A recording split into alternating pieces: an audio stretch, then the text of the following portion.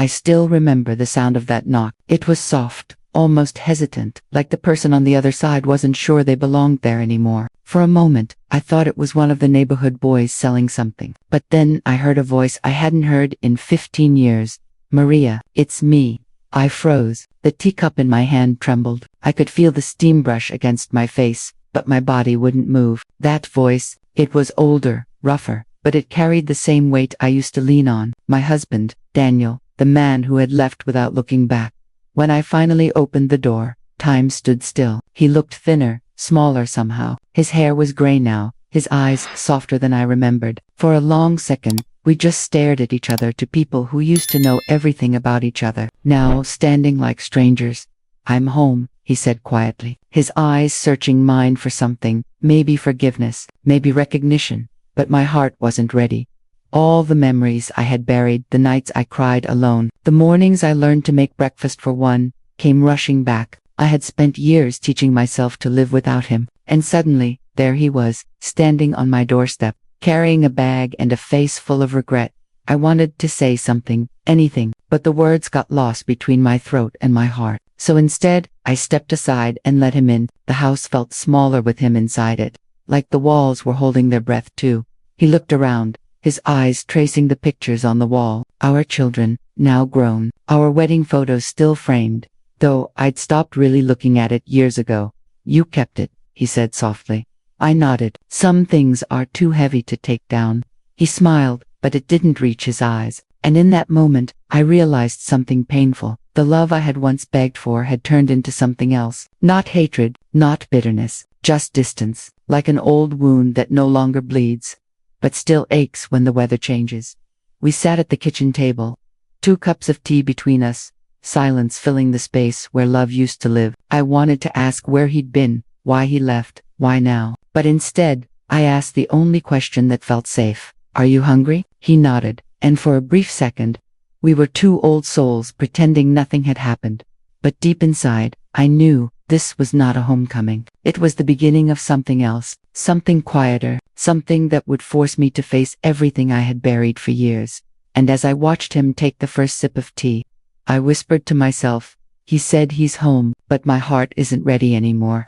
After Daniel left, the house became too quiet. At first, I kept waiting for the sound of his keys on the table, his laughter echoing down the hallway, the soft hum he made while shaving in the bathroom, but the silence stretched longer each day, until it became a kind of companion, one I didn't ask for, but learned to live with.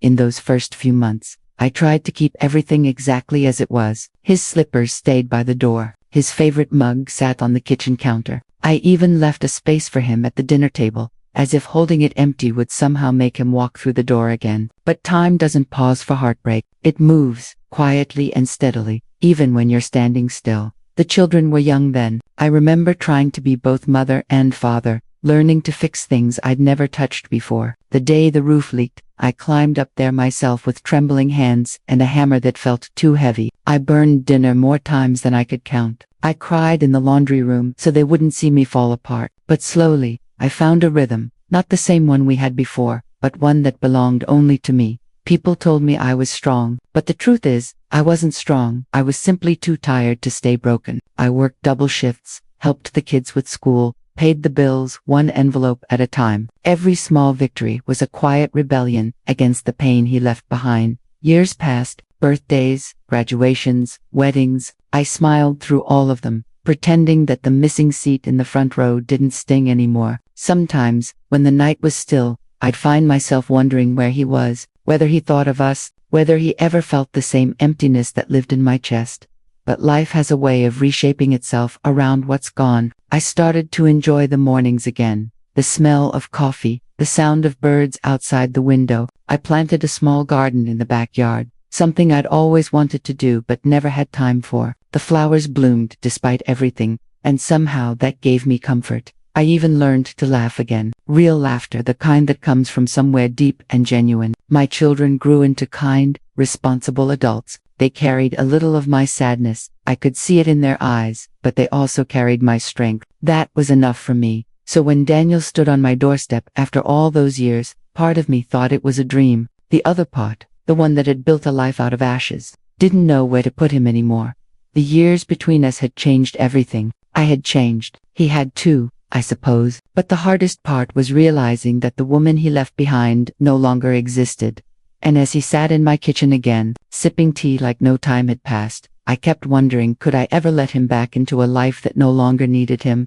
The first few days after Daniel returned were strange. He moved around the house like a ghost who used to live there, unsure where things belonged anymore. He'd open a drawer, pause, and then close it again. He'd stand in the hallway, staring at family photos, touching the frames, as if trying to catch up on the years he'd missed. I didn't know what to say to him, so, most of the time, I said nothing. That we shared meals again. Breakfast mostly. He'd sit across from me at the kitchen table, the same one we bought when we first moved in. The wood had worn down, the varnish faded in spots, but it still held the marks of our life together, tiny scratches from our children's toys, a burn mark from one of his old cigarettes. Now, the same table felt like a line dividing us. He'd say, "This coffee tastes the same," and I'd nod, keeping my eyes on my cup. Or he'd try to talk about the weather, or the news, or how quiet the neighborhood had become. Small things, safe things, but underneath that small talk was a silence neither of us dared to break. One evening, he asked about the kids. "Do they ever talk about me?" he said, almost whispering. "They did," I replied, carefully. "Then they stopped. People stop asking questions when there are never any answers." He looked down, his hands trembling slightly. "I wanted to come back sooner," he said, "but I didn't know how. I didn't know whether to believe him." The words sounded honest, but time had made me cautious. I had learned that some apologies arrived too late to matter. He looked older now, not just in his face, but in his eyes. The kind of tired that comes from years of running from something inside yourself. I wanted to ask him what finally made him come home, but I was afraid of the answer. Maybe it was loneliness, maybe regret, or maybe he just had nowhere else to go. That night, after he went to bed in the guest room, I stayed up in the living room, staring at the soft glow of the lamp. The house felt heavier with him in it, full of words we hadn't spoken and memories we couldn't erase. I thought about the years I spent learning how to sleep alone, the quiet routines that had kept me alive. And now, just like that, he was back, stirring old ghosts with every breath he took. The next morning, I found him sitting on the porch, watching the sunrise. "It's still beautiful here," he said softly. "Yes," I replied. "Some things stayed beautiful, even when everything else fell apart." He smiled faintly, and for a brief second, we were just two people watching the same dawn. Not husband and wife, not strangers, just two stories that had once shared the same beginning. But as the light touched his face, I realized, no matter how many sunrises we shared from now on, we could never go back to the morning before he left. For days, the air between us stayed thick with unspoken things. Daniel tried to help around the house, fixing the squeaky door, sweeping the porch, even making coffee in the mornings like he used to. It was his way of saying, "I'm trying." But actions can't always mend what silence has broken. I watched him from the corner of my eye, studying the man who once held my heart like something fragile. He still carried the same quiet charm, but his shoulders had slumped, and his voice carried the weight of years he couldn't erase. Sometimes I caught him looking at me, not with desire, but with the kind of longing that comes from missing a version of someone who no longer exists. One evening, as the sky turned gold outside the window, I decided I couldn't keep swallowing the questions anymore. The words had been trapped inside me for too long, pressing against my chest. "Daniel," I said quietly, my voice trembling, "why did you really leave?" He froze, his spoon clinking softly against the cup. For a long time, he didn't answer. Then he sighed, rubbing his temples like a man searching for the right words. "I thought I was doing the right thing," he said finally. "I felt lost, trapped. I told myself you'd all be better off without me." "Better off," I repeated, my voice rising just slightly. "Do you have any idea what it was like for us, for the kids, for me?" He looked up then, and I saw tears forming in his eyes. "I know now," he said. "Every single day, I thought about it. I thought about you, about how I ruined everything." I wanted to believe him, I really did. But 15 years is a long time to live inside an apology. "You didn't just leave," I whispered. "You disappeared. No calls, no letters. You didn't even say goodbye to the children." He bowed his head, ashamed. "I was a coward, Maria. I ran because I didn't know how to stay. Every mistake I made, every argument, it felt like I was failing you. And instead of facing it, I walked away.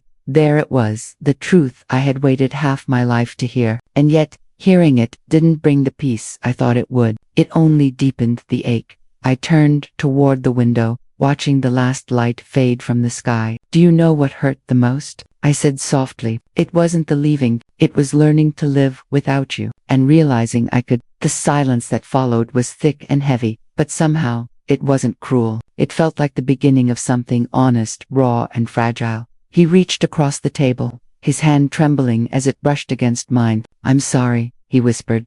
I didn't pull away, but I didn't take his hand either. Some distances can't be closed in one evening. That night, as I lay in bed listening to the quiet hum of the house, I realized forgiveness isn't a moment, it's a journey, and I was only just taking my first step. The days that followed were quiet again, but this time the silence felt different. It wasn't the heavy, suffocating silence of strangers living under the same roof. It was a waiting silence, the kind that lingers before old wounds decide whether to close or reopen. Daniel tried to make himself useful. He trimmed the hedges, cleaned the gutters, fixed the leaky faucet that had been dripping for years. I watched him move through the house like he was trying to repair more than just broken things, as if every screw he tightened was a small piece of redemption. But time leaves its mark, not just on walls and furniture, but on people. There were things between us that even the strongest hands couldn't fix. One afternoon, I found him in the attic, holding an old photo album. Dust floated in the air like tiny memories. He sat cross-legged, turning each page slowly. Birthdays, vacations, the children when they were small. His hand stopped at a picture of our daughter's wedding. She looked beautiful, he whispered. I should have been there. I leaned against the doorway, my heart tight. You should have, I said softly. He didn't argue. He didn't make excuses. He just nodded, eyes wet, as if agreeing with the truth for the first time. We spent that evening going through the album together. For the first time in years, we talked, really talked, not about chores or the weather, but about the things we had both tried to forget. He told me about the nights he spent alone, the mistakes he made, the people who tried to help him but couldn't. I listened quietly, not because I wanted to excuse him, but because part of me needed to understand. When it was my turn to speak, I told him about the loneliness that had followed me like a shadow, about birthdays he missed, about the fear of never being enough, not for him, not for anyone. My voice cracked more than once, but I didn't stop. For years, my pain had lived in silence. That night, I finally gave it a voice. Afterward, we sat in the stillness of the living room. The old clock ticked softly on the wall. He reached for my hand again, but this time, I let him hold it. There were no promises. No declarations, just two tired souls acknowledging the weight of everything time hadn't healed. Later, when he went to bed, I stayed by the window, watching the moonlight fall across the garden. The flowers I had planted alone all those years ago were still blooming. Maybe some things never fully heal. Maybe they just learned to coexist with the hurt. That night, I whispered into the quiet, I forgive you, but I can't forget. And somehow, those words felt lighter than I expected. Like the beginning of letting go, even if I didn't yet know where that path would lead. I knew I couldn't keep Daniel's return a secret forever. The children deserved to know, though part of me wished I could protect them from reopening old wounds. They had grown up with the ache of absence, shaping their lives around the space he'd left behind. Each of them had learned to live without their father in their own way. I called our daughter Anna first. She was always the calm one, gentle, patient. The kind of woman who carried her emotions quietly. Mom, she said, her voice warm but tired from her long nursing shifts. There's something I need to tell you, I began. I could feel my throat tighten. Your father, he's back. Silence. Then, after a few long seconds, her voice broke softly. Bafta, what do you mean? Baki came home, I said, a few days ago. After 15 years, she whispered, and you let him in. Her words weren't cruel, but they carried all the hurt she'd learned to hide. I couldn't blame her. I did, I replied quietly, because sometimes life doesn't give you clear choices. It just brings you moments you never thought you'd face again. She didn't speak for a while. Then she said, I don't know how to feel about this, Mom. I don't either, sweetheart, I admitted. When I called our son David, his reaction was different. His anger came sharp and fast. He doesn't deserve to come back, he said. You spent half your life cleaning up after the mess he made, and now he just walks through the door like nothing happened. He's not pretending nothing happened, I said softly. He's trying to make things right. David laughed bitterly. You always forgive to Isley, Mom. I'm not forgiving Isley, I said, my voice trembling. I'm forgiving because I'm tired of carrying hate. After we hung up, I sat for a long time in the quiet. My heart ached for them, for the confusion, the resentment, the love they didn't know where to place. That weekend, they both came over. I could see the tension in their faces the moment they stepped inside. Daniel stood in the hallway, unsure whether to smile or hide. "Hi," he said softly. Neither of them answered right away. Anna's eyes filled with tears, and David's jaw tightened. The silence stretched between them like a fragile thread. Then Anna took a small step forward. "You missed so much," she said, her voice shaking. "So much you can never get back." Daniel nodded. "I know," he whispered, "and I'll live with that for the rest of my life." No one cried, no one yelled, but something in that quiet moment began to shift. The anger didn't disappear, but it softened, just enough to let a little light in. That night, after they left, Daniel sat beside me at the kitchen table. "They'll never forgive me, will they?" he asked. "Maybe not yet," I said gently. "But forgiveness doesn't always happen out loud. Sometimes it begins in silence, the same way pain does." And for the first time since he came home, Daniel smiled, not out of joy, but relief. The kind of relief that comes when you finally stop running. A week after the children came to visit, the house began to settle into a strange calm. Daniel and I spoke more now, but our words were careful, like fragile glass, always at risk of breaking. He spent most mornings in the garden, trimming the plants, humming softly to himself. I could tell he was trying to fit back into a life that had already moved on without him. Then, one morning, I woke to find his room empty. His bag was gone, the bed neatly made. For a moment, my heart stopped. I thought he had left again, just like before. On the nightstand, I saw a folded piece of paper with my name written on it in his familiar handwriting. My fingers trembled as I picked it up. "Maria, I don't know how to say this face to face without losing my nerve, so I'm saying it here. I came home to ask for forgiveness, but I see now that forgiveness isn't something I can demand. It's something I have to earn, and maybe I never truly can. The years I spent away were full of regret. I thought I was sparing you from my failures, but all I really did was trade one kind of pain for another. Every night, I imagined what you were doing, if you were okay. If you ever thought of me, I used to picture walking through that door and seeing your smile. I was foolish to think time could erase the damage I caused. You built a life without me. You learned to be strong. Watching you now, steady.com, unshaken, I realize you no longer need me to feel complete. I wanted to stay, but I don't want to take up space where I no longer belong. You gave me more grace than I deserved. Please tell the children that I love them and that leaving this time isn't running away. It's setting you free from the weight of my return. I'll carry your forgiveness, spoken or unspoken, for the rest of my life. Thank you for letting me come home, even if only for a little while." Daniele read the letter twice, maybe 3 times. Each word felt like a slow exhale, painful but necessary. I didn't cry right away. I just stood there, the morning light spilling through the curtains, touching the edges of the paper like a quiet goodbye. He was right. I had already built a life without him. His presence had stirred something old inside me, but it had also shown me how far I'd come.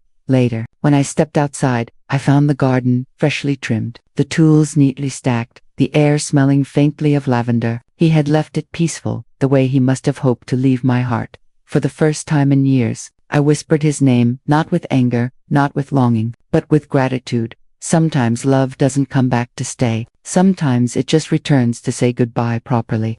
The morning after Daniel left, the house felt strangely still, not empty, just calm, like it was taking a long, quiet breath. The air smelled of coffee and rain. The garden outside shimmered with dew, the same garden he had tended so carefully during his short return. For a moment, I stood by the window, watching the light fall across the flowers, and I realized he had left it blooming. I made 2 cups of tea out of habit, then caught myself and smiled. Old routines die slowly. I poured his cup into the sink, listening to the soft sound of water washing it away. There was no anger in me anymore, just a tender ache, the kind that comes when something ends the way it's supposed to, even if it still hurts. I sat down at the table, the same one that had witnessed our silence, our questions, and our slow attempts at healing. His letter lay there, folded neatly, as if waiting to be read one last time, but I didn't need to. I already knew what it said, not in words, but in the quiet understanding that had settled between us. Daniel hadn't come home to stay. He had come home to make peace, and somehow, that was enough. Later that day, Anna called. "Mom," she said gently, "David told me Dad's gone again." "Yes," I said softly. "He left a note." "Are you okay?" she asked. I paused for a moment, then I smiled, though she couldn't see it. "For the first time in a long time, I think I am." We talked for a while about small things, the weather, the garden, the new recipes she was trying. I could hear something lighter in her voice, as if she, too, had let go of a burden she didn't know she was still carrying. That evening I took a walk through the garden. The air was cool, the sky painted in shades of gold and lavender. The wind brushed against my face, carrying a peace I hadn't felt in years. I stopped by the small patch of flowers Daniel had planted before he left. The petals swayed gently in the breeze, soft and alive. I knelt down and touched the soil. It was warm, full of life, full of quiet forgiveness. In that moment, I realized something. Love doesn't always end with a door closing or a final goodbye. Sometimes it ends in stillness, in knowing that both hearts have finally stopped fighting the past. I stood there for a long time, letting the world move slowly around me. Then, as the sun dipped below the horizon, I whispered, "Welcome home, Daniel, wherever you are." Because home, I finally understood, isn't always a place or a person. Sometimes it's the peace you find when you finally stop waiting for someone to return and realize you've been standing home all along. And with that, I turned toward the house, my house, where life, once again, was ready to begin.